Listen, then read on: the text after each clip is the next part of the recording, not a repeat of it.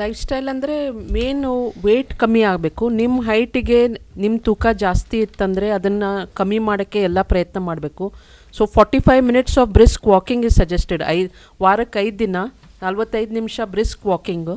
ಆಮೇಲೆ ಉಪ್ಪಿನ ಅಂಶ ಕಮ್ಮಿ ಮಾಡಬೇಕು. ಉಪ್ಪು, ಉಪ್ಪಿನಕಾಯಿ, ಕರ್ದಿದ್ದು, ಹಪ್ಪಳ, ಶಾನ್ಗಿ, ಎಕ್ಸ್ಟ್ರಾ ಸಾಲ್ಟ್ ಪ್ಲೇಟಲ್ಲಿ ತೊಗೋಬಾರ್ದು. ರುಚಿ ತಕ್ಕಂತೆ ಎಷ್ಟು ಉಪ್ಪು ಬೇಕು, ಯೂಶ್ಲಿ ಬಿಲೋ 5 ಗ್ರಾಮ್ಸ್ ಅಂತೀವಿ. ಸಾಲ್ಟ್ ಅದನ್ನು ಆದಷ್ಟು ಕಡಿಮೆ ಮಾಡಬೇಕು. ಆಮೇಲೆ ವಾಕಿಂಗ್, ಯೋಗ, ಮೇನ್ ಅಂದರೆ ಸ್ಮೋಕಿಂಗ್, ಆಲ್ಕೋಹಾಲ್ ಕಟ್ ಡೌನ್ ಮಾಡಬೇಕು. Processed food, smoking, alcohol. General ಆಗಿ ಒಂದು BP ಚೆಕಪ್ ಮಾಡಿ ಬಂದರೆ ಆ ಒಂದು ಮೋಟಿವೇಟ್ ಆಗಿಬಿಡ್ತಾರೆ and they suddenly stop salt.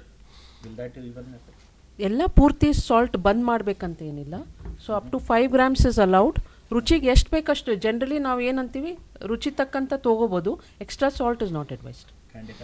ಸ್ನೇಹಿತರೆ, ಇದು KLE ಹೆಲ್ತ್ ಗೈಡ್ ನೇರ ಫೋನ್ ಇನ್ ಕಾರ್ಯಕ್ರಮದ ಇವತ್ತಿನ ವಿಷಯ ವಿಶ್ವ ಅಧಿಕ ರಕ್ತದೊತ್ತಡ ದಿನದ ಕುರಿತು ವಿವರವಾದ ಮಾಹಿತಿಯನ್ನು ಕೊಡ್ತಾ ಇದ್ದಾರೆ ಡಾಕ್ಟರ್ ಸರ್ ಅವರು. ಸೊ मॅडम, बऱ्याच गोष्टी आपण आता डिस्कस केल्या. तर उच्च रक्तदाब ह्याची कारणं अनेक आहेत.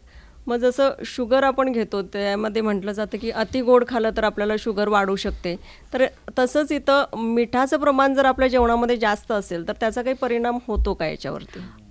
जेव्हा आपण मीठ जास्त घेतो तेव्हा मिठाबरोबर अंगामध्ये पाणी पण राहतं आणि अंगामध्ये पाणी राहिल्यानंतर त्याचा दाब किडनीवरती पडत असतो आणि किडनीवरती दाब पडल्यामुळे सुरुवातीला किडनी त्याला कॉम्पेन्सेट करतं. म्हणजे जे जास्त पाणी राहिलेलं असतं ते पण हळूहळू काळाच्या ओघामध्ये काय होतं, जास्त मीठ खाल्ल्याने जास्त पाणी राहतं आणि वय पण जसं वाढत राहतं तसं ते पाणी राहिल्यामुळं ब्लड प्रेशर वाढत राहतं.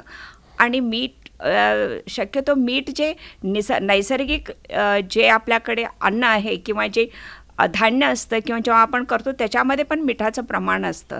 आपल्याला काय होतं, आपण लोणची सगळं टेबलला ठेवतो, पापड सगळे भाजून खातो, म्हणजे बराच मिठाचं प्रमाण. आणि आज आता आपण कशी चर्चा केली की जे यंगर जनरेशन आहे ना ते फास्ट फूडवरती खूप डिपेंडंट आहे. आणि सांगितलं तसं प्रत्येक फास्ट फूड जास्त काळासाठी टिकण्यासाठी त्यात मीठ घालतात. आपल्याला माहिती आहे, आपण पूर्वीपासून लोणची करतो, लोणची टिकवण्यासाठी मीठ टाकलेलं असतं त्यात जास्त.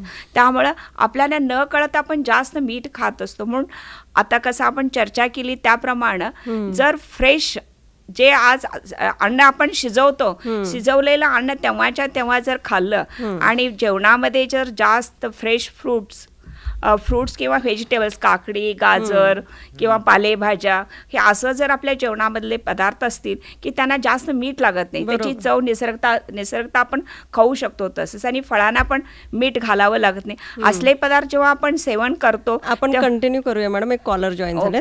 हॅलो. हॅलो. हां, नमस्कार. आपलं नाव?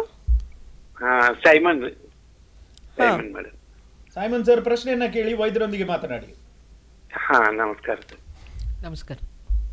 ನಮಸ್ಕಾರ ಸರ್. ನಮ್ಮ ಮಿಸಸ್ಗೆ ಒಂದು ಸ್ವಲ್ಪ BP ಇದೆ ಸರ್. ಅವ್ರದ್ದು ತೂಕ 62 kg ಇದೆ, ಹೈಟ್ 5'3" ಇದೆ ಸರ್. ಅಂದ್ರೆ BP ಗೋಲಿ ನಡೀತಾ ಇದೆ. ಲೈಫ್ ಸ್ಟೈಲ್ ಒಂದು ಸ್ವಲ್ಪ ಹೇಗೆ ನಡ್ಕೋಬೇಕಂತ. ಅವರು ಹೈಟಿಗೆ ವೇಟ್ ಜಾಸ್ತಿ ಆಯ್ತು ಸರ್. ಅಟ್ಲೀಸ್ಟ್ 5 ಇಂದ 8 kg ಜಾಸ್ತಿ ಆಯಿತು. 62 kg 5'2" ಜಾಸ್ತಿ ಆಯಿತು. ಸೊ ವೇಟ್ ಕಡಿಮೆ ಮಾಡಬೇಕು. ವೇಟ್ ಕಡಿಮೆ ಮಾಡೋದಂದರೆ 45 ನಿಮಿಷ 1 hour ಡೈಲಿ ವಾಕಿಂಗ್ ಮಾಡೋಕ್ಕಾಗಲಿಲ್ಲ, ಮೊಣಕಾಲು ನೋವು ಅದು ಇತ್ತಂದರೆ ಯೋಗ ಮಾಡ್ಬೋದು. ಪ್ರಾಣಾಯಾಮ, ಯೋಗ, ಸೂರ್ಯ ನಮಸ್ಕಾರ, ಇದರಿಂದ ತುಂಬ ಚೆನ್ನಾಗಿ ವೇಟ್ ಕಮ್ಮಿ ಆಗುತ್ತೆ. ಉಪ್ಪಿನ ಅಂಶ ಕಮ್ಮಿ ಮಾಡಬೇಕು. ಎಕ್ಸ್ಟ್ರಾ ಸಾಲ್ಟ್ ಊಟದಲ್ಲಿ ತೊಗೋಬೇಡ್ರಿ. ಉಪ್ಪು, ಉಪ್ಪಿನಕಾಯಿ, ಕರ್ದಿದ್ದು, ಹಪ್ಪಳ, ಶಾನ್ಗಿ, ಚಿಪ್ಸು, ಫ್ರೈಡ್ ಐಟಮ್ಸು ಕಡಿಮೆ ಮಾಡಬೇಕು. ಆಮೇಲೆ ಸ್ವಲ್ಪ ಪ್ರಾಣಾಯಾಮದು ಮಾಡಿದ್ರೆ ಹೆಲ್ಪ್ ಆಗುತ್ತೆ. Okay, thanks. ಓಕೆ, ನಮಸ್ಕಾರ. ಕಾರ್ಯಕ್ರಮದಲ್ಲಿ ಕರೆ ಮಾಡಿದ್ದಕ್ಕೆ ಧನ್ಯವಾದ ಸೈಮನ್ ಸರ್.